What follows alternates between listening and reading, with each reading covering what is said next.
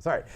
Thanks, Dirk. Well, a recent blog post on the Gallup website indicates that there's a significant disconnect in perception between academia and industry in terms of whether students are well prepared to enter the workforce.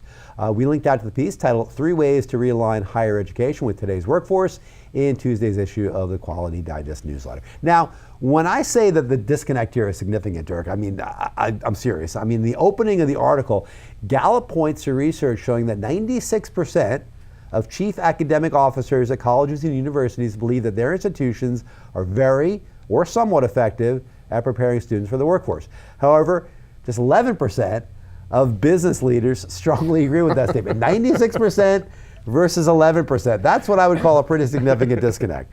Yeah. So the question is, what are the root causes of these major differences in outlook, and how do we bridge that gap? Well, those are the questions that Gallup addresses in the article, and to find some answers, they look at the report, Learning to Work and Working to Learn, from the U.S. Chamber of Commerce.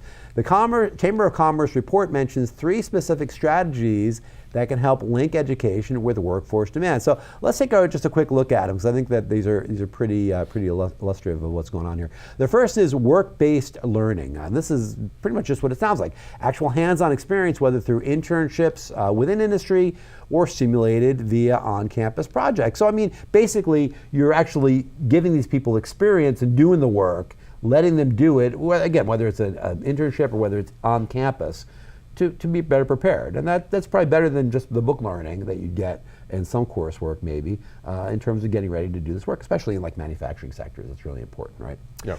The next one is career services. And Gallup finds that just 16%, 16% of undergrads see their career services office as, quote, very helpful, and an equal number, 16%, see it as not at all helpful. So, yeah, some people, a small percentage, think that it really helps them a lot. A small percentage thinks it's useless, and I guess in the middle there's several dozens of percentage points of people who say, maybe, whatever, and that kind of was my experience. I really didn't get a lot out of the Career Center when I was in college. I don't know if you did any of it either, but not particularly helpful. The third and final one here is better information. This is a good one. A recent Gallup and Strata education report shows that fully half of all U.S. adults would change their degree level, their field of study, or their actual higher education institution.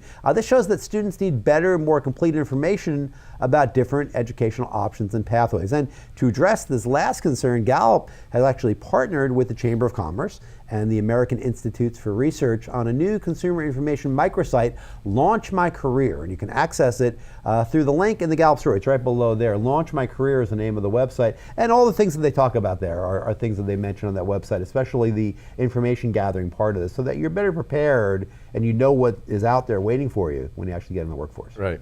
Yeah, good stuff. Well, we talk about that. Usually, we talk about it in terms of the skills gap, but there is. I think this has always been the case. Yeah. Is academia and actual real world. I mean, it is the ivory tower. Yeah. Well, it is hard to connect them, and it's not necessarily all their fault. It's just you got.